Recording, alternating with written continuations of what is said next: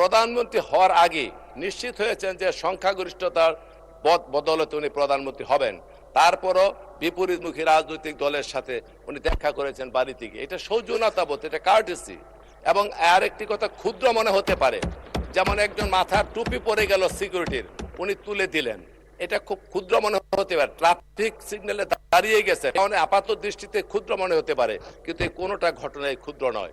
এগুলি কেবলমাত্র লৌকিকতা নয়, কেবলমাত্র লোক দেখানো নয়, এইগুলি মানুষের মনোজগতের পরিবর্তন করে, মনোজাগতিক পরিবর্তন করে মানুষ যাতে চলমান যে সমস্ত ধারা, যে সমস্ত সংস্কার রয়েছে, সেইগুলির পরিবর্তনে যাতে মানুষের হৃদয়ে নিশ্চিত ভালোবাসার মাধ্যমে পরিবর্তন হয়, তারই একটা অনুকরণ।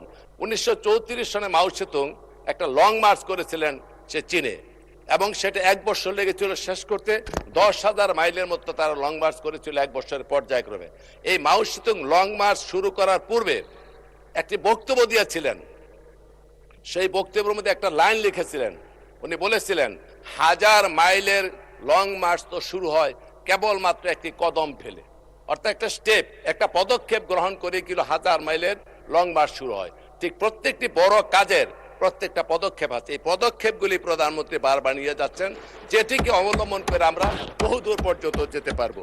অনেকে আন্দোলনে যোগদান করেছেন, কখন করেছেন, কোন সময় করেছেন, কোন অবস্থায় করেছেন, কোত্থেকে করেছেন আমরা জানি। কিসের নিচ থেকে আসছেন সেটাও বলতে চাই না, সবাই জানে। কখন এসেছেন সেটাও জানি না। ওই সম্মান দেখাতে গিয়ে যখন খালেদা জিয়াকে বন্দি করে, তারেক রহমানকে বিদেশে প্রেরণ করা হয়, হাজার হাজার লোককে খুন করা হয়, ইলিয়াস আলী উদাও হয়ে যায়, চৌধুরী আলম উদাও হয়ে যায়, কাজে হাজারো রক্তের বিনিময়ে ধারাবাহিক আন্দোলনের 16-17 বছর যা চললো, তার একেবারে শেষ এসে ডাব কাটার মতো সুযোগ বুঝে আপনারা এইখানে অংশগ্রহণ করেছেন। এইখানে অংশগ্রহণ করে এই আন্দোলনকে কুক্ষিগত করার জন্য প্রতিদিনই সংসদে মাননীয় স্পিকার করে একটা কথা বলে, সনদ নিয়ে কথা বলেন। সনদও বুঝি, ব্যাখ্যাও বুঝি, সংস্কারও বুঝি, সংশোধনও বুঝি, কিছু বুঝার কিন্তু বাকি নাই। অতএব মানুষকে বুঝতে দেন, সঠিক পথে আসেন, ধারাবাহিকভাবে কর্মসূচি পালন করার চেষ্টা করি।